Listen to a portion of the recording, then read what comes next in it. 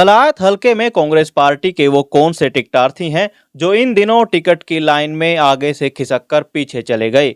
आखिर कांग्रेस टिकटार्थियों को कलायत में इतने सारे उतार चढ़ाव से क्यों गुजरना पड़ रहा।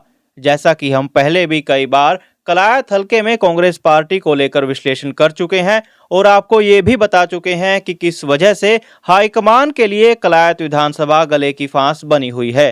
कलायत में मुख्य तौर पर रणदीप और हुड्डा गुट के टिकटार्थी एक्टिव हैं, लेकिन अब सवाल ये उठता है कि कुछ दिन पहले सुरजेवाला और हुड्डा गुट के जो टिकटार्थी टिकट की लाइन में पहले नंबर पर थे, वो आए दिन टिकट की लाइन में पीछे की तरफ खिसकते जा रहे हैं।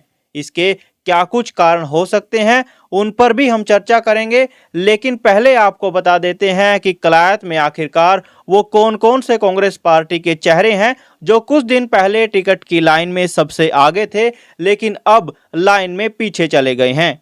अगर इनमें हुड्डा गुट की तरफ से बात की जाए तो पहले ये माना जा रहा था कि कलायत हलके में हुड्डा गुट की तरफ से टिकट दी गई तो यहां से कांग्रेस प्रत्याशी हिसार से मौजूदा सांसद जयप्रकाश उर्फ जेपी के लड़के विकास सहारण होंगे। लेकिन अब कुछ दिनों में ही यहां से हुड्डा गुट के समीकरण पूरी तरह बदल चुके हैं। जब से कलायत हलके में हुड्डा गुट की तरफ से बलदेव चौशाला ने कांग्रेस पार्टी की तरफ से लोगों के बीच जनसभा करने का सिलसिला शुरू किया है, तब से विकास सहारण के लिए कलायत में कांग्रेस की टिकट की राह आए दिन मुश्किल होती जा रही है।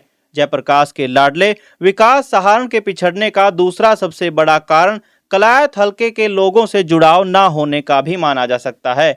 पिछले कुछ दिनों से देखा जा रहा है कि कांग्रेस की टिकट की दौड़ में शामिल विकास सहारण लोगों के बीच किसी भी तरीके से जनसभा करते नजर नहीं आ रहे।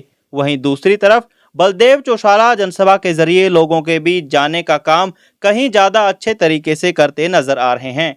अब रणदीप गुट के नेताओं की बात की जाए तो कुछ दिनों पहले कलायत विधानसभा में लग रहा था कि अगर ये टिकट सुरजेवाला के हिस्से आती है तो यहां से धर्मवीर कोड़ेखा को कांग्रेस का प्रत्याशी बनाया जा सकता है। लेकिन अब पिछले कुछ दिनों में रणदीप गुट के समीकरण पूरी तरह बदल चुके हैं और इन समीकरणों को बदलने का काम रणदीप गुट की कांग्रेस नेत्री श्वेता ढुल ने किया है, क्योंकि ये देखा जा सकता है कि कलायत में कांग्रेस के लिए जो काम पिछले लंबे समय से रणदीप गुट के नेता धर्मवीर कोड़ेखा नहीं कर पाए, वही काम कुछ समय में ही श्वेता ढुल ने करके दिखा दिया। ये माना जा रहा है कि श्वेता ढुल ने राजौंद और बात्ता में 2 बड़े प्रोग्राम करके बीजेपी के कोर वोट बैंक को कांग्रेस के समर्थन में लाकर खड़ा किया है। ऐसा काम कलायत विधानसभा में अभी तक कांग्रेस की टिकट मांगने वाला कोई भी टिकटार्थी नहीं कर पाया। तो ऐसे में ये मानना कोई गलत नहीं होगा कि इन सारे समीकरणों के आधार पर रणदीप गुट से आने वाले कांग्रेस नेता धर्मवीर कोड़ेखा कलायत हलके से टिकट की रेस में पिछड़ते जा रहे हैं। और दूसरी तरफ जैसे जैसे टिकट आवंटन का टाइम करीब आ रहा है, वैसे वैसे श्वेता ढुल आए दिन अपने ग्राफ को बढ़ाने का काम कर रही हैं।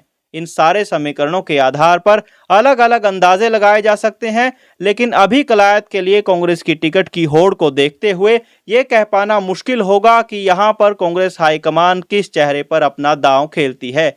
आप भी कमेंट के माध्यम से हमें अपनी राय दे सकते हैं। बाकी आप भी बताइए कि कलायत विधानसभा की सीट पर कौन सा चेहरा कांग्रेस का प्रत्याशी बन सकता है।